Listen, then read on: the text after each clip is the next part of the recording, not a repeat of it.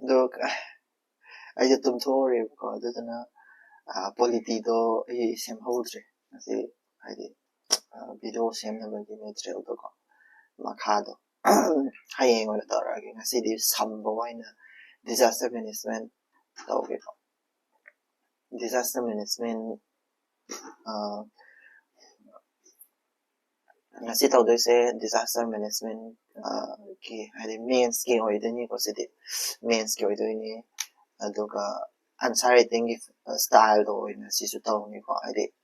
main skill answer writing style do in tawag ni na answer writing styles da ay talaki ko disaster management se abet nungai ba yeng si ko disaster management ka ay tawag ke do nungai ni su khal ay hamada ay na dai na ka do se disaster management se karai da hangi ge topic ama ka ay na takter go si topic se si se concept ne ko disaster management ge concept ay di core concept ay tare ko core concept and the definition ko ay talang ko nga si takter ba concept si bede core concept and the definition sila lere this main oy na hangi se main oy na disaster management na hangi se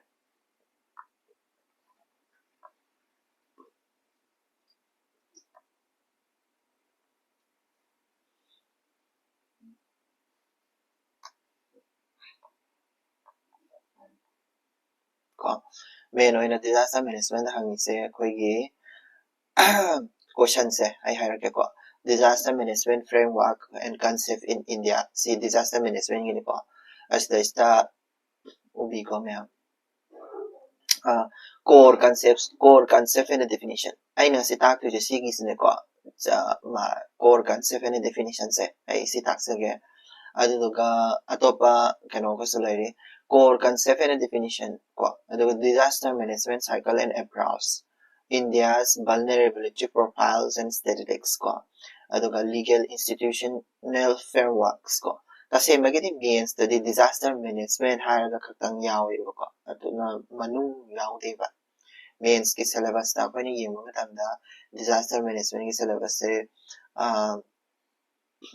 disaster management haraga katang yaw ba to adi manung hansan da ba to ato do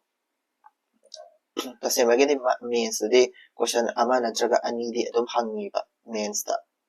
ko question ama na traga ani di sahi kudingi ko question ama na traga ani di adum hangi ano handak say so dum hang mama say so ko gi kari kanogi cloud burst ki matang hangi ko tak 2025 kido cloud burst ki matang hangi 2025 kido adu na disaster management ki concept se phajana khang da yar ko definition plus concept ko si se khang da ma phajana yar right yeng si ko kari kana tok se ki ya ha bada core concept ko disaster management ki core concept sida ayamba definition kari kara loi dai da ani ko mangon da hangi ba question se question ani two question hangre ko question ani hangre mangon de ki core concept sida ki definition de ki ai foreign karai da hangi kari question no haiba du so haira ke ko disaster management gi da aina part thong na khaido ise core concept amasung definition ko core concept definition hai se disaster hai se kaino risk hai se na kaino vulnerability hai se na kaino kai nei na bani ko second sina first topic ni ko sina second topic sila na ko gi disaster management circle and browse asida sina ko gi disaster management se magi steps to step to sisu theoretical part ni ado theoretical part ani sida na two question sida na definition nga magi mali nei na to ado to tawado ko ado ga sida na disaster management cycle and approach hai sida na ko gi tawgadre ba disaster management tawgadre ba gi magi manung gi details step to ado do sida nei na ra ani ko ado ga disaster management in India hai tare home sobusina disaster India's vulnerability profile and statistics pura sinida India khatangi oiba India da earthquake se kyam thoi India da disasters se disaster makhan me am se India da kamaka kyam yam thoi kyam yam risks lay kyam yam vulnerable o India da ko karam state ne hena top tai adu do question yam hangi ko six question wo hangi ai India da vulnerable oba jaga se karam mano ka hai se ko adagi number 4 da akoigi legal and institutional framework akoigi da se akoigi legal framework lay ko state disaster management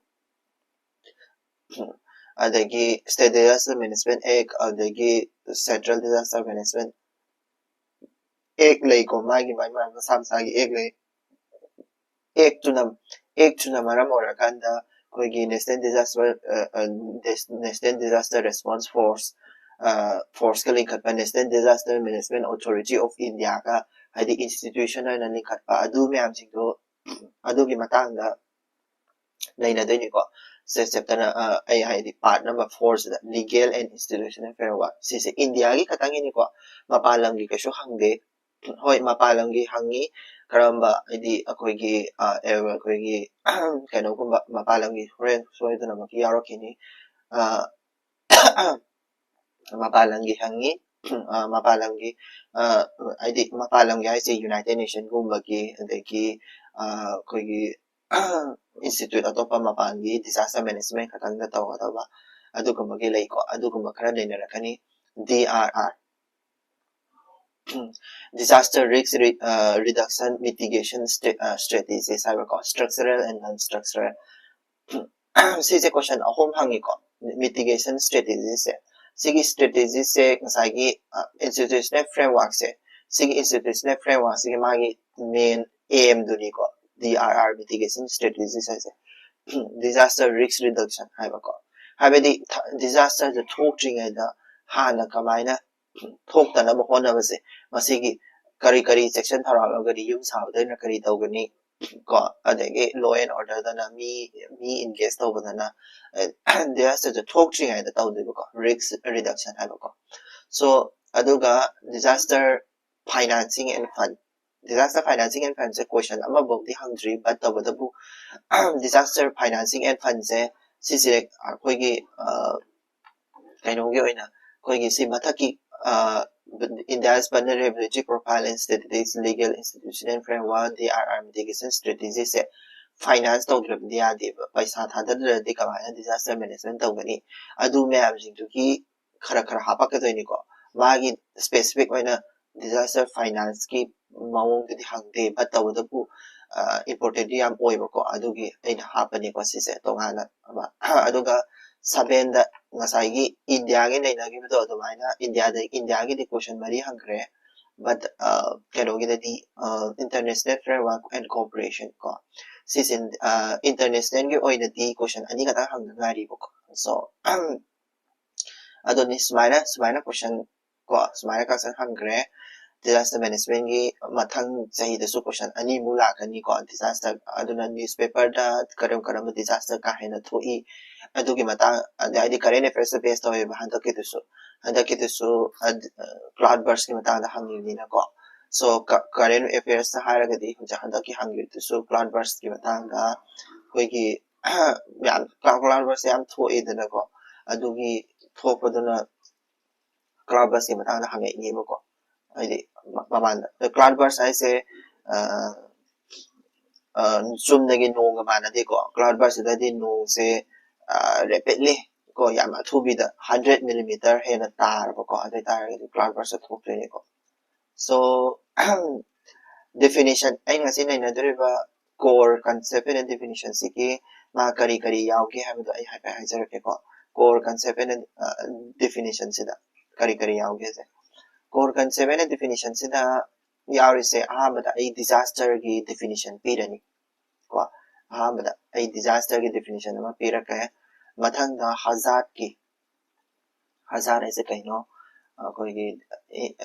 ko definition pirakani adaga risks c ko c definition c sigi definition so ay pirakani ko risk ki vulnerability ki definition so ay pirakani adaga capacity and resilience ki su definition ko plus magi example kari lay adaga disaster ga risk ka kari da kenai kari da manai ko ni kai to ko adu dai na kani ko ay di disaster ay sa kaino hazard ay sa kaino risk ay sa kaino vulnerability ay sa kaino vulnerable capacity ay sa kaino resilience ay sa kaino se 2013 da risk ay sa hungry ko risk ka vulnerability ka kari da kenai kai da hungry 2013 da 2024 da capacity resilience se hungry ko adu na definition se dum adi question ani this one question ani do no mana la ki ko adu na definition se important oi ko adi disaster ai se ta se da se magi definition no phar ga sa ta be yaroi ba hazard ai se kai no risk ai se kai no ko capacity and resilience ai se kai no na hang kram ni no ko question se definition direct ko adu na so makata bada koina nainara kaduri se dum direct definition to the salasico definition to the so definition da ko definition kanagi definition no se disaster ki definition se यहाँ हम definition number A यहाँ हम definition से कराना पीगे हर कांदा कोई की definition से कराना पीगे हर कांदा कोई की Disaster Management Act 2005 से 2005 ana Disaster Management Act 2005 से jam important oi ko ay legal and institutional legal provision gi matanda na disaster gi maramda kari law lay haina na pa matanda so jam important orakani Disaster Management Act 2005 से 2005 से kamana ni ji ni harakanda कोई 2004 से खंबी को मैं 2004 से 시다 시다 कोई tsunami जोम थोकी bill मी मैं अब सीगी बिल अदुदन मरा मरा कांद इंडिया दा कदोगे हरा कांद इंडिया दा याना कनवा एक अमका को दरकार ले disaster management से हदि disaster से फसाना कनो तौनबगी यामना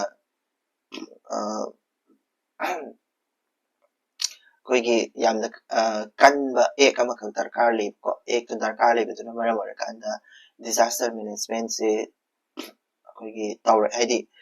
तौदबा यादे हदि disaster management की मतांदा एक अमा सेमदबा यादे ना सेमकनेबको disaster management से दा 2005 से दा हाइरि से कइनो अहामदा मागी point मरी याविको सिगी definition से दा मासे अहामदा अहामा point से दा catastrophe नत्रगा मिसep नत्रगा calamity एम ओइगदबने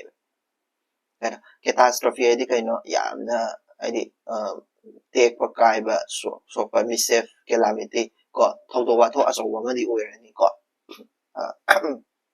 adagi second sub point natural or man-made cause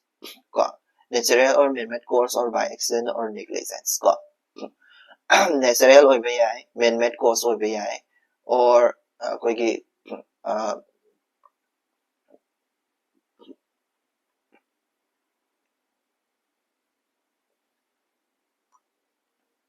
accident na oiba yae ko accident na oiba yae ko cause habadi catastrophe mishap calamity oigadabani natural habadi ko thaisena natural natraga man-made habadi natural haisena kogi mahusana tholakpa ko aduduga man-made haisena koi miyoi mi na tahonba man-made sida adi thona like accident na tahonba natraga ai isana neglect tawraga tahonba like accident negligence isu adum man-made hatani ko aidi man-made cause ni adui makhada nei na rakhisi Disaster Management Act 2005 ki matuk ina past point ta yahondu se catastrophe mishap calamity ko arising from the natural or man-made cause on by the accident or the negligence adoi taragadi kari point yarani habado ma ningsim horo ko definition se sigi definition se hin disaster ki definition pe yo hai matamda gaduri ni ko catastrophe mishap or calamity caused by the natural or man-made adoi taragadi incident se karino habaduma sidam ahamara tae ko incident se this catastrophe ne hababa tae ko aduga magi cause to tae ko aduga magi result tum su tae results in a third point se ko which results in the substantial loss of life or human suffering on them as mi si basu yai mi ngon da so an basu yai aduga mi se suffer to han basu yai ko adi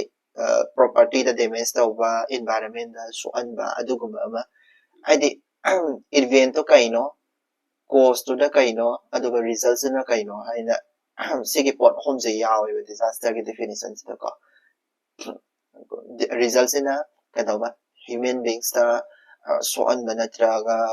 sihan ma natraga suffer to han ba ko aduguma oito ba ko results na aduga last point ama ka ka yawe yam phasaba point ni sisina defining features ni ko sigi point se yaram traga di disaster ge definition se mapung pha de na lawdoi ni kari and is of such nature or magnitude as to be beyond the coping capacity of the community of the affected area beyond the coping capacity have a pot sima yaram tabi adi phanayam na catastrophe achoba thokera haidi earthquake achoba ma thokera phanayam na madudo natural or man-made cause of ai ko earthquake thokana natural or ani aduga kaino thokana akoigi mai chapagumba karigumba adi yum mai chapagumba adugumba thokana man-made cause or ani by accident or by negligence ko aduga mi si ba yarogana substantial loss of life natraga mi do mai chapa suffering natraga damage property da natraga environment so on oi taragadi ko adoi taragadi hujik haraba earthquake natraga mai chapa do dom in kaino oi ani na lower ani but tawadabu coping capacity hai na ma lei ba khoi mioi ba sina kari ko disaster thola tam da yum mai chak le yum mai se aina thuna muthat pa nga mau ta ra ga de ma du do ai coping capacity se kai do ya na pangal kal le hai de coping capacity hai di coping capacity hai di disaster do thola pa ma tam da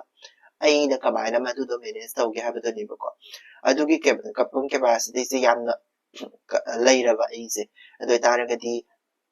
ai do the disaster oil roeba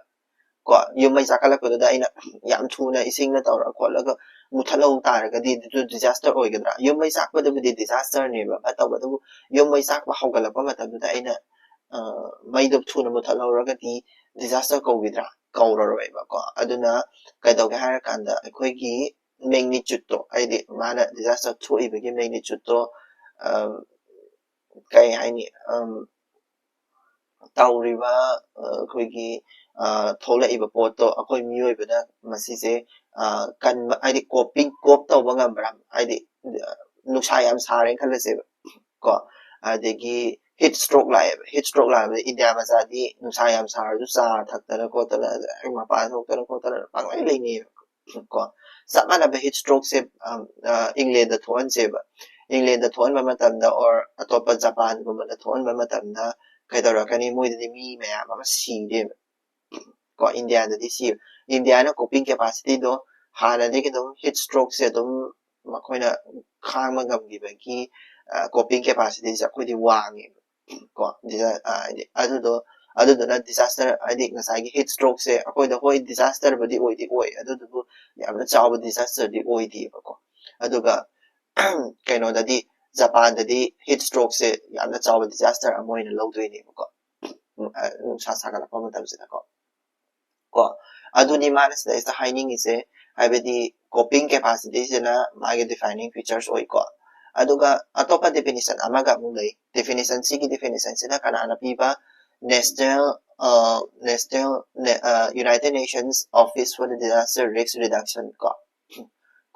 UNISDR formerly known as United Nations Strategy for Disaster Reduction ko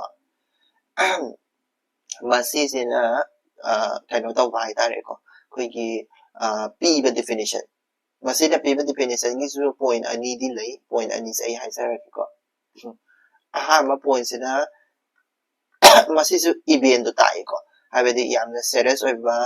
ko community se aduga city community base si oidi oi mana ngasai community atopa da di hai de ko ado community base ta kadaw ga har kanda disruption ko kaino thoba aidi yai khaiba thin khaiba yana serious over yai khaiba thin khaiba thoba society da event du batai ko si chamani ngasai gi disaster koi gi kaino na piba disaster management act 2005 na piba se si ga ipad magi amai so ahamba da event to hana tai da ko event to ahamba da si su tai ko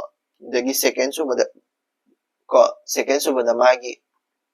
mangwanda course ti takti ko course ti yaude ba mangwanda aduga course se yaude tawadabu mangwanda result ti yawe sidaso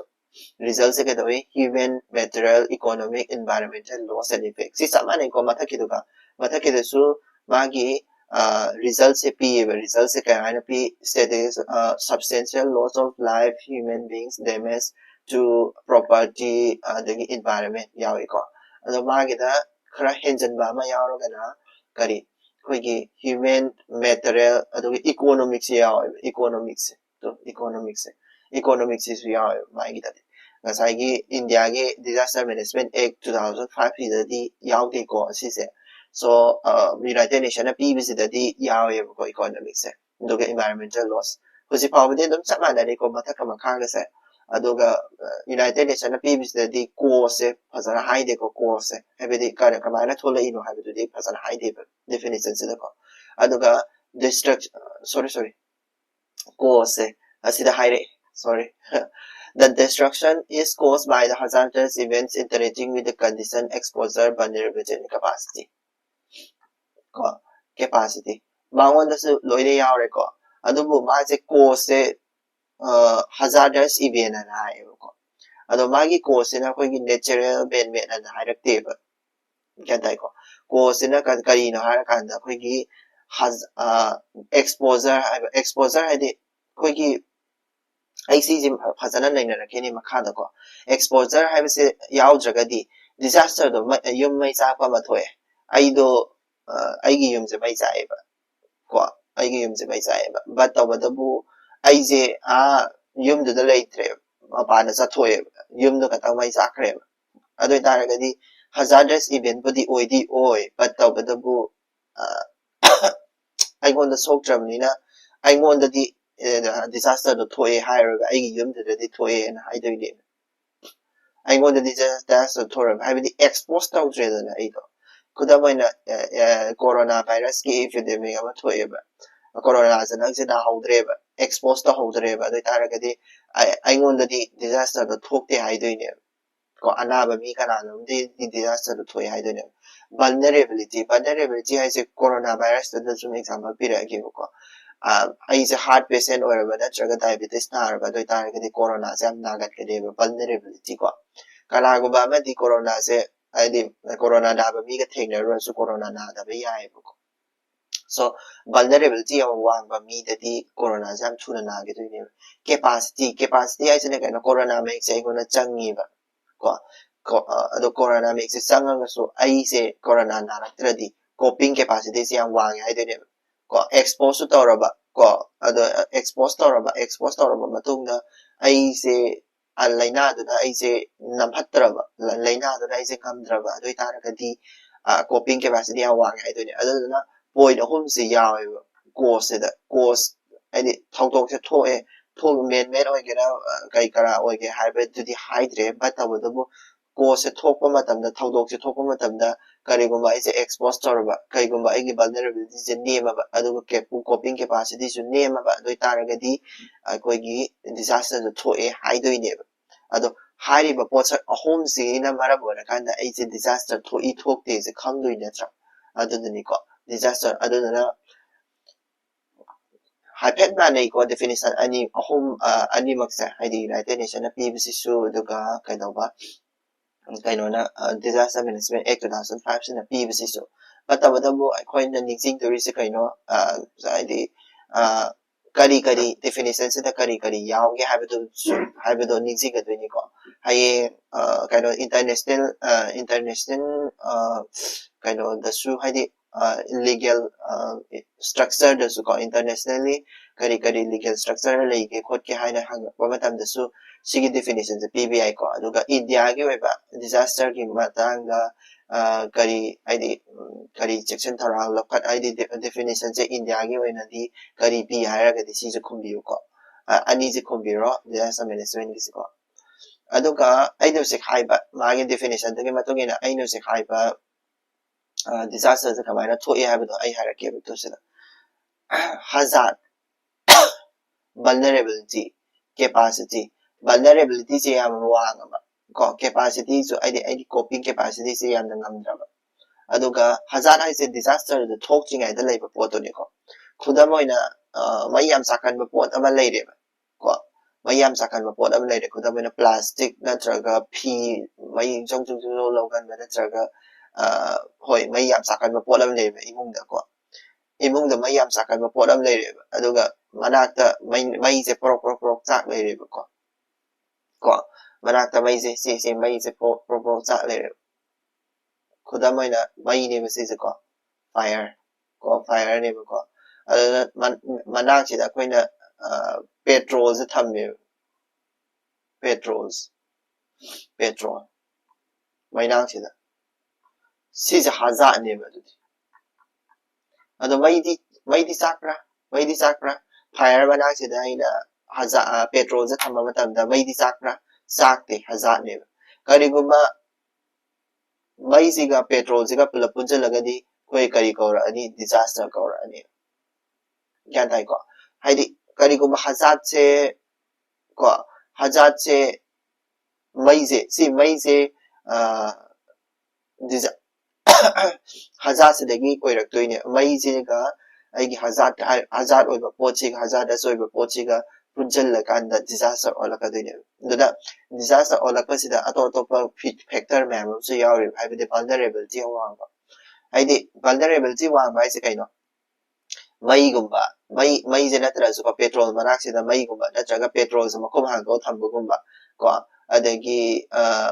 electric socket ka se thamba gumba ko spark yam thoka da electric socket ka se thamba gumba adagi petrol se haido thamba gumba or kai haini haidi vulnerability wang ba je to ni ko pot to na lei bai mong de matung ina pot je mai je sakan da haibide vulnerability na lei to ne ado adagi coping capacity haragana akoigi kai haini mai je chakalak taraga so kai sawai da ising tingki em leiraba ko mai je muthape aba or akoigi fire extinguisher ga se leiraba ko adoi taragati coping capacity yam wang haidui ni ado disaster je tholakada hek tholakada mai je brong chakalak matamda ina muthalau taragati coping capacity wang aduduna disaster thok pai se disaster thok pai hairi se kaino hazard se de lei doine ba koi puna ma ki hazard lei ba ai gi even pain se su hazard oi ba ai khanal thijala thamadi pain se haide ai gi kolom se khanal da thijal tham taragati pain je dum hazard oi re ko ado vulnerability ai taradi khanal da yam thijan gan ba oi taragati vulnerability do oi de ba aduga khanada thijala su aina sujalakwa matamda or aidi mi mane injalakwa matamda aina thuna lokthokpa gambaduna capacity ni so same like that aduduna disaster se ohen ke hai hazards de gi disaster jo ohen ke hai taraga de koi vulnerability wang ade dum oire coping capacity yam nem taraga de dum oira ka doine ba aduni ko meaning se ko haidi aduna ne mana definition da vulnerability coping capacity ko asiga se yawra ise ko yani na ko adagi disaster management gi magi course hai tare ko disaster management ki course classification of course hai the university ko sorry classification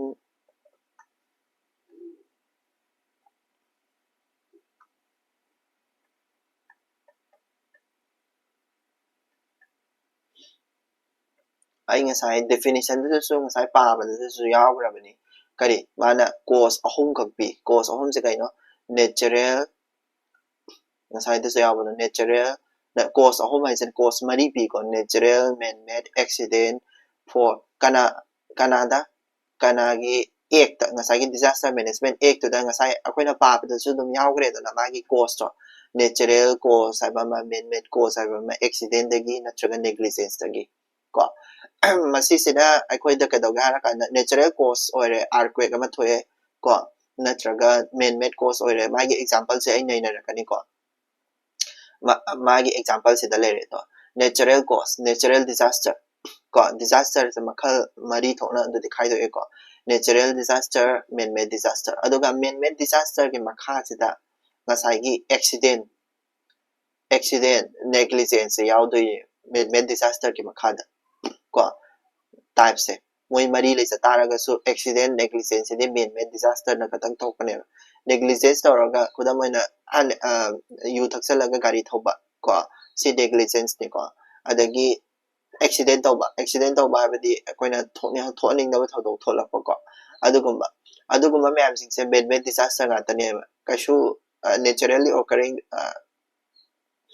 natural volcano mo khaire ba volcano the disaster kawe ba man made disaster di koi kaw de natural disaster kawe ko volcano se ko aduda man made disaster natural disaster oye volcano se aduda negligence hai tare ko volcano manak to dai na changu taragadi or accident hai tare ko volcano do aina khangau da na kari ngai da pokhara kane khangda bine karure ka bu pokhari adu taragadi adu accident ko do ne adu gum du di ai mi sina mi gi disaster thokpam du changu badagi tawri natro adu di man made disaster kaura ne kai gumba volcano na mara ga is si taragadi so every natural disaster kudimak se man made disaster kaur pe ai kari gumba akoina accident negligence na mang tharaga chang taragadi ko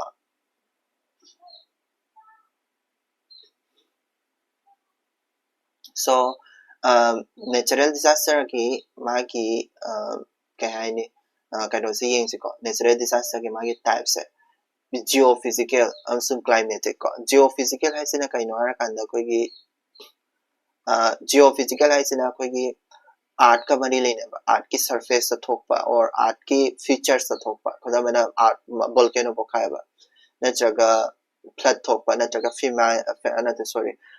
natraga earthquake tawba landslide tawba si geophysical nga tani ko climatic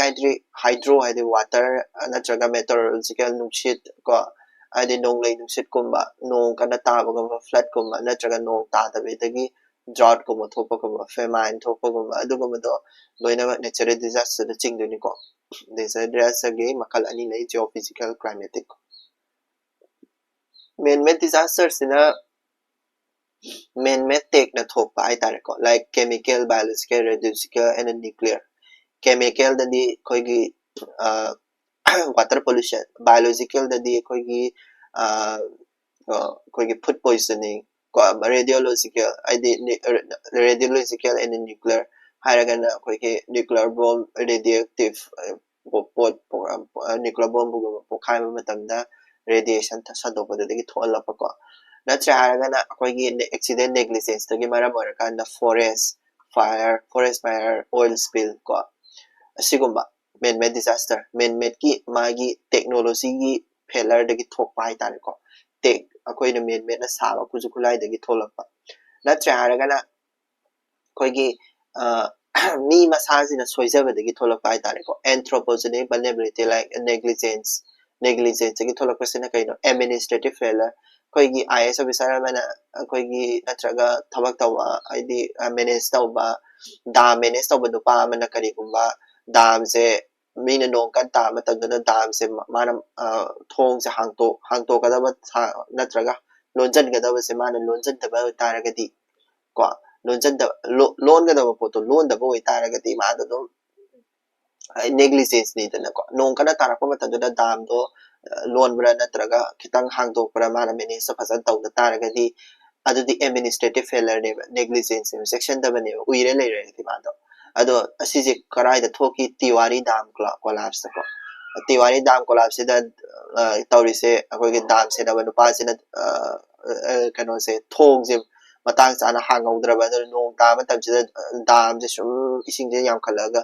dam je kai bani ko the mismanagement in infrastructure 2008 Kerala the flood as one toki flood to tholopa flood to the no kana taba gi thokcha bani natural disaster ni but the mi yam sigi ko adada kari marangi no haraga di koi gi flood to tholopa matamda phasana ration yen magumba natraga mi kan bagi program chathaba gumba natraga pochai phasana leitaba hai tare ko adada maramana kanda Kerala flood to Tolapa the mismanagement over the key me ma'am see you unplanned weba like a koigi Bhopal gas tragedy ko koigi Bhopal gas tragedy is the methyl isocyanate ko si se moigi company amana company USA ki company to go anything so company USA ki company sina sige methyl isocyanate se or atopa amaga sini nitrate la kano mo aduduga har sungnabagidamagta sizinabane badala unplanned yam oy ba haitare khudamaina koigi kai haini mirak tinba mafam de mi ya ade mi mirak tinba mafam da koigi company do link khatle company do link khala kanda koigi har ji sugmane ko adu daida koigi hojike harba gas thadoraga mismanage tawini ko adusu ko haidi hanjana hanjana koigi masigi company sigi mana link khaliba magi factory se phajaba mafam da leibra or koigi kaino da leibra haibudo phajana munna yengbidaba haitare yengdaba haitare ko adu yengsandaba haitare yengsandabadagi thokpaneba ko Bhopal gas tragedy se ko mi panam sigredo like Chernobyl ki so film phajaba am leibni ko Chernobyl da koigi radioactive oiba kaino do haide nupa duna haide phajana mismanage tawdaba haitare ko management tawdaba adudagi Chernobyl ki kaino so radioactive thermal power plant su kai radioactive power plant su kai bini ko disaster adugi series am leibni yam phajabani ko yini ga de yengo adumaina ko man-made disaster nga tani ko sise man-made disaster leire akoi se definition disaster ki definition loire disaster ki cause loire ko disaster ki cause se kamai tawi khole classification disaster ki cause se karam lei habu so hajik nai na re aduga natural disaster se ko man-made disaster ga khena base sise kari maramgi akoi khena na thamino haibasima ko disaster ni man-made disaster natural disaster na haibagi mathau tabra hai taragadi ko ai harake ba ko man-made disaster de akoi gi aidi man-made disasters natural disaster ayamase masa mahosana adum thoktana adum laabane masi se aikoina man-made disaster da loina on thoe kamaina kadoga section da bedagi negligence oiba adagi koigi phajana mismanage tawdaba mismanage tawba aduna kadoga hara kanda karigumba akoina natural disaster tholokpa matamda phajana section thorang lawragadi natural disaster ayambase akoina reduce tawba yai adudo akoigi tawdaba haitare ko adugumba wai aduduna maram orakanda disaster thoini yengsiko natural man-made disaster and tokai thamda taragadi koigi pragmatic oiraroi ko proactive preparation oiraroi kaina proactive preparation di practical oiraroi kudamana harise natural disaster thokpa matamdadi akoi natural disaster di akoi thing masungam di ko aduduni mana sida determine appropriate strategy haisiko si means can I think the kumbadum yai ko disaster management say why is it differentiated ko natural amsung man-made and kaido is kai gino haidi natural disaster di koi thing magam de earthquake tholok pa se thing gam ro ngam de flood tholok pa thing magam ra ngam de ko flood tholok pa matam da koina mana tholei ba matam adugi magi effect to hai tare ko tholok pa matam da kogi potugi kai haide flood se tholaga matam sida aikoi miyoi bise mi se boat ka se ma ama leidana adagi sana thana maga se ma ama awa from the store tok salaga thamau taragadi strategy phasana semhau taragadi flood thosu aidi akoi da effect kem thoroiba ko kara aidi pochai kara mang manatana akoi miyoi bise yam siba ko banaba kara tawraroiba ko aduduna natural disaster se reduce to yamna reduce to yai ko reduce to yai aduga man-made disaster di reduce to was pura reduce to katanati man-made disaster kudimak se loina ma control to yai kudamana haise masai gi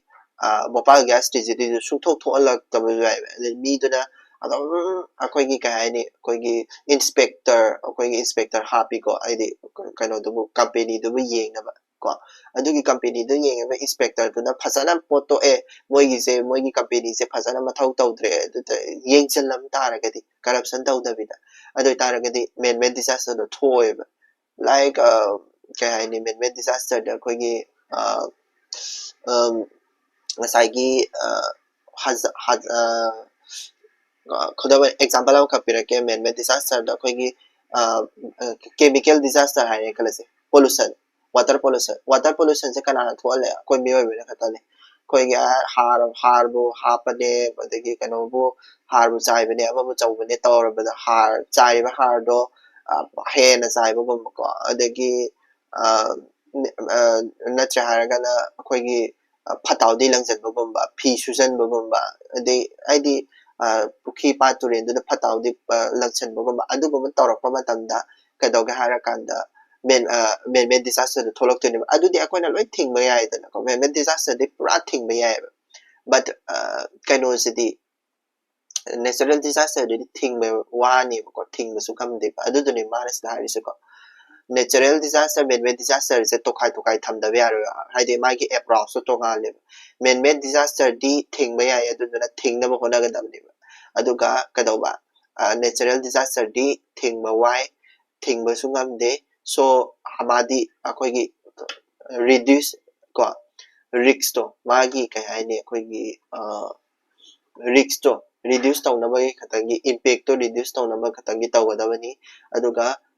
ꯃꯦꯟ-ꯃꯦꯗ ꯗꯤꯖꯥꯁꯇꯔꯗꯤ ꯑꯩꯈꯣꯏ ꯊꯤꯡꯕ ꯉꯝꯃꯦꯕ ꯑꯗꯨꯗꯨꯅ ꯑꯩꯈꯣꯏ ꯑꯍꯥꯟꯕꯗ proactive approach ꯀꯣ ꯊꯕꯛꯁꯦ ꯆꯤꯟ ꯈꯛꯇꯪ ꯍꯥꯏꯕ ꯅꯠꯇꯕꯀꯣ ꯆꯤꯟꯅ ꯗꯤꯖꯥꯁꯇꯔ ꯃꯦꯅꯦꯖꯃꯦꯟ ꯇꯧꯒꯗꯕꯅꯤ ꯑꯗꯨ ꯇꯧꯒꯗꯕꯅꯤ ꯍꯥꯏꯕ ꯅꯠꯇꯕ ꯊꯕꯛ ꯑꯣꯏꯅ ꯄꯥꯏꯈꯠꯄꯀꯣ ꯄ꯭ꯔꯣꯑꯦꯛꯇꯤꯚ ꯑꯦꯄ꯭ꯔꯣꯆ ꯑꯗꯨꯒ ꯑꯦꯄ꯭ꯔꯣꯄ꯭ꯔꯤꯌꯦꯠ ꯁ꯭ꯇ꯭ꯔꯦꯇꯦꯖꯤ ꯑꯃ ꯂꯤꯡꯈꯠꯄ ꯍꯥꯏꯕꯗꯤ ꯅꯦꯆꯔꯦꯜ ꯗꯤꯖꯥꯁꯇꯔ ꯇꯧ ꯇꯥꯔꯒꯗꯤ ꯁꯨꯃꯥꯏꯅ ꯇꯧꯒꯗꯕꯅꯤ ꯃꯦꯟ-ꯃꯦꯗ ꯗꯤꯖꯥꯁꯇꯔ ꯑꯣꯏꯇꯥꯔꯒꯗꯤ ꯁꯨꯃꯥꯏꯅ ꯇꯧꯒꯗꯕꯅꯤ ꯀꯣ ꯑꯗꯒꯤ ꯂꯦꯖꯤꯁꯂꯦꯇꯤꯚ ꯔꯤꯐꯥꯏꯟꯃꯦꯟ ꯍꯥꯏꯕꯗꯤ ꯃꯦꯟ-ꯃꯦꯗ ꯗꯤꯖꯥꯁꯇꯔ ꯅꯦꯆꯔꯦꯜ ꯗꯤꯖꯥꯁꯇꯔꯗꯤ ꯑꯗꯨꯝ ꯊꯥꯏꯅꯗꯒꯤ ꯂꯩꯔꯛꯑꯕꯅꯤꯅ ꯈꯪꯉꯦꯕ ꯃꯦꯟ-ꯃꯦꯗ ꯗꯤꯖꯥꯁꯇꯔꯗꯤ ꯑꯅꯧ ꯑꯅꯧꯕ ꯌꯥꯝ ꯊꯣꯛꯂꯛꯑꯦ ꯀꯣ ꯑꯩꯈꯣꯏ ꯃꯦꯟ-ꯃꯦꯗ ꯗꯤꯖꯥꯁꯇꯔꯗꯤ ꯃꯤꯅ ꯃꯤ ꯍꯥꯠꯄꯒꯨꯝꯕꯀꯣ ꯋꯥꯔꯁꯤꯁꯨ ꯃꯦꯟ-ꯃꯦꯗ ꯗꯤꯖꯥꯁꯇꯔ ꯑꯃꯅꯤ ꯀꯣ ꯑꯗꯒꯤ ꯋꯥꯔꯁꯤꯁꯨ ꯃꯈꯜ ꯍꯧꯖꯤꯛꯇꯤ ꯂꯩꯔꯦ AI ꯋꯥꯔꯒ ꯂꯥꯛꯑꯅꯤꯀꯣ ꯑꯗꯒꯤ ꯑꯗꯨꯒꯨꯝꯕ ꯃꯌꯥꯝꯁꯤꯡꯁꯦ ꯂꯦꯖꯤꯁꯂꯦꯇꯤꯚ ꯔꯤꯐꯥꯏꯟꯃꯦꯟ ꯇꯧꯗꯕ ꯌꯥꯔꯣꯏꯕ ꯈꯨꯗꯝ ꯑꯣꯏꯅ ꯍꯥꯏꯔꯀꯥꯟꯗ ꯍꯟꯗꯛꯇ ꯅꯧꯅ ꯊꯣꯛꯏꯕ ꯀ꯭ꯂꯥꯎꯗ ꯕꯔꯁ ꯁꯤꯁꯦ ꯀ꯭ꯂꯥꯎꯗ ꯕꯔꯁꯁꯦ ꯗꯤꯖꯥꯁꯇꯔ ꯃꯦꯅꯦꯖꯃꯦꯟ ꯑꯦꯛꯁꯤꯗ ꯐꯖꯅ ꯗꯦꯐꯤꯅꯤꯁꯟ ꯌꯥꯎꯗꯦꯕ ꯁꯣ ꯀꯩ ꯍꯥꯏꯅꯤ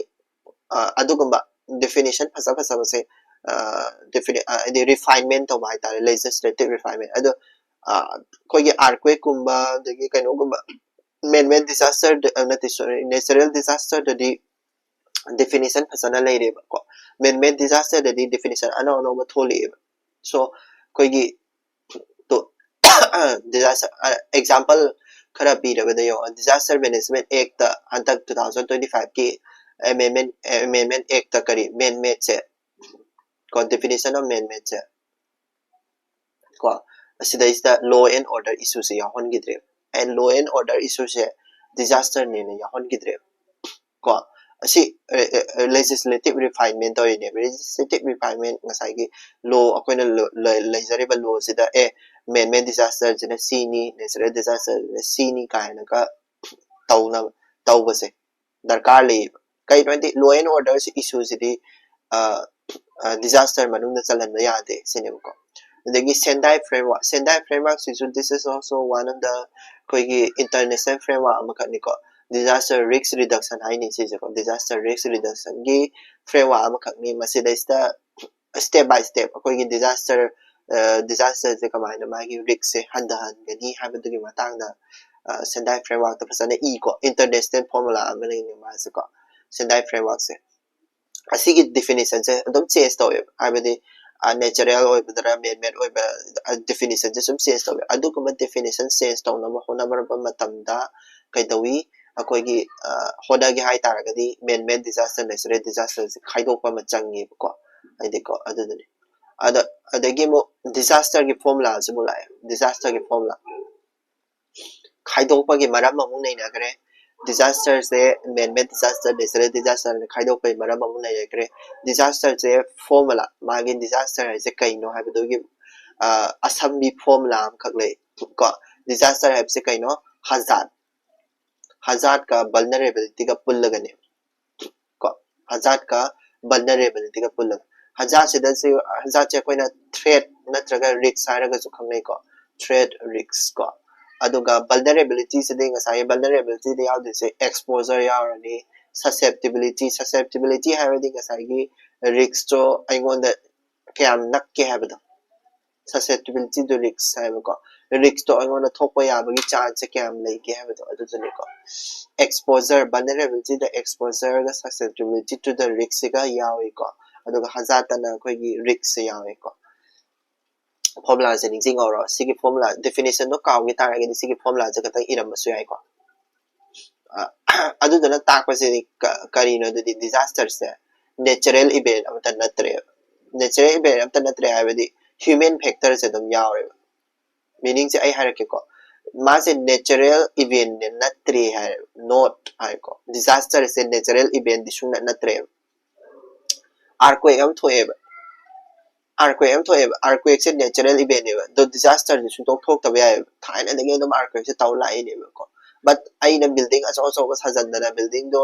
se na sare yo to am ta hap ta bi de sare do tar ga di earthquake to the building the nikhare nal ta se ba gi human factor na tro human factor yum do ina sa ba ne ba human beings sa ba ne ba natural sa ba di da te da na ado yum the section da na sa ba de gi expose tore ko adagi risk wang ai earthquake to from the building to wang sa jala ta di risk yam wang po na mo earthquake se hazar adum oiram me ha thai na digi earthquake se na mi hat pangam me but taw da building sa bidra ba ko che ki yum sa bidra ba adu tar ga di kano do thokidro earthquake to bu thokidro ne tho roi da koi expose to bidro taw ro risk to later ro ko adu da natural event am tan natte disaster ko de max disaster ma thoke ai tar ga di hazard se di natural hazard ai lai ko but ta se bagi di disaster se kai no disaster se natural event ama de natte ko aduga risk yang wang ge disaster se du wang ai ai ge hazard se wang ge disaster se du wang hazard se na ka re ge disaster se du ka ne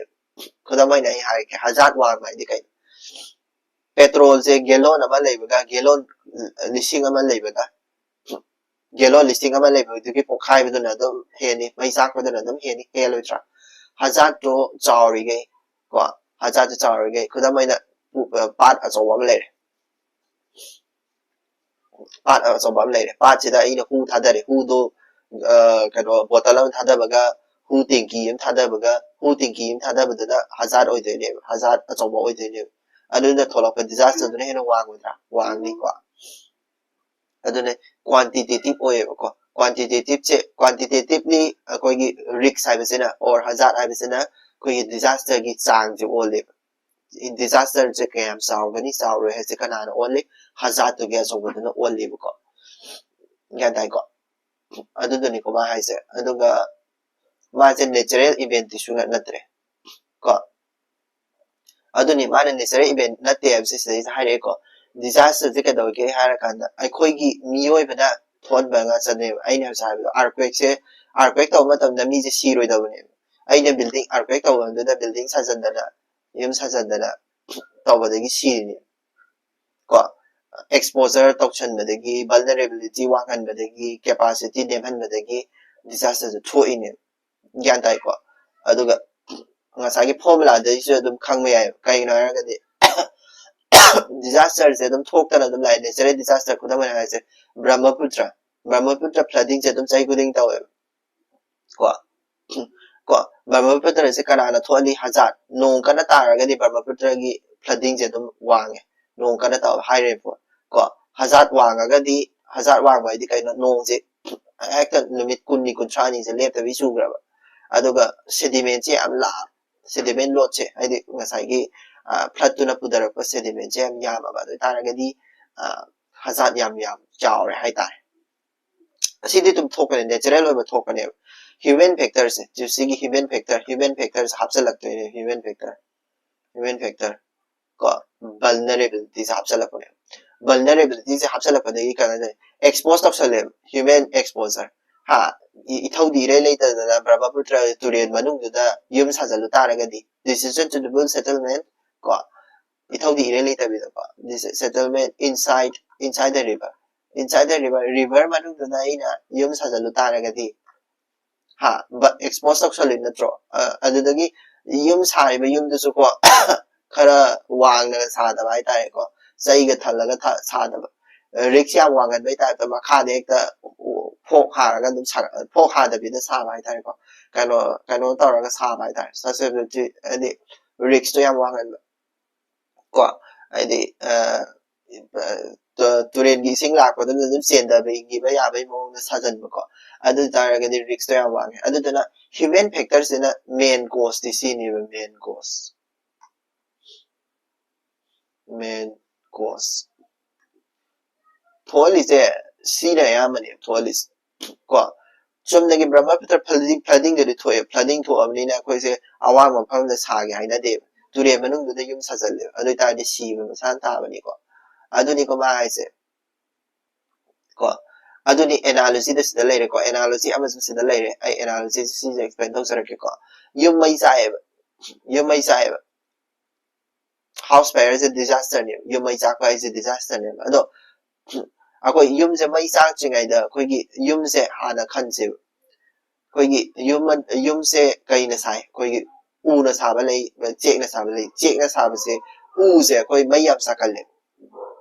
ado tar ke di this u hai tare ko wood se koi na kari or ni wood se hazard kor le mai yam sa kal ba wood ai se yum se wood na sa tar ke di ai hazard yam lei de hai doi ne u se hazard ne ta se ba gi u se chumnagi u se mai yam sa kal ba u se hazard karam ba gi hazard yum house fire gi hazard ne ko house fire yam thokan doi de hazard ani u do karang law bu u hoi tara ga di hazard ya wangi hai doi ne ado mai di chakra chak tre kana mai di kana tha doi ba khoi mi hoi ba ko mi se na petrol bu ma thamjalani ko ko adagi negligence ko haide petrol gum thamsan ba natraga mai do short circuit gi natraga candle je thala thamamuga tummugumba aduguma taw tarage de mi sida kadore choice magi choice duna capacity yam dem ba haitare ko wood je aina khalluba natre araga na check ki yum je sangam da capacity ngam da ba haitare ko natre araga na koi gi mai do chala pa matam da mai je muthat na ba koi gi fire extinguisher later ko adu tarage di capacity de name hai doi adu ga negligence ka sai candle thal tham gumba mai phasana samjan da gumba short circuit ta bu gi yum mai sak nai ba me am bu sak nai doni ko so adu gumba human factor se yaw dra ga di disaster su dok thoi se ki yu natraga mai yam sakan ba u na sare khalo ba mai yam sakan ba khoi gi kaino na sare khalo ba mi ha ba sina thon da tarage de mi ha sina initiate ta da tarage de disaster su dok thoi gyan dai ko adu ki factor do ni ya important no is mi have sina last mi have sina woi thon la pa nga to oin taw le ko mi sina kana taw tra ga di koi gi disaster thoi do ne gyan dai ko adu ni disaster ki definition is the lawyer ko this is the main disaster ki koi gi definition do ni ko sisa so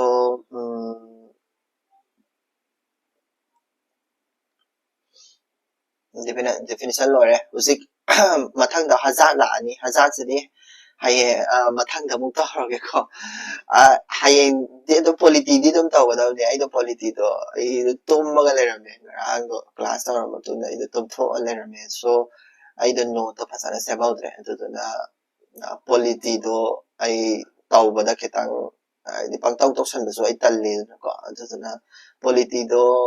haye ni so ai da na ke polity taw ra nasigidi disaster management nga to sun yeng biro so sidalo siya laging sigidi thank you so much have a good day nasi sa kayo have a good Thursday na trust also Have a good Thursday. Thank you so much for listening to me.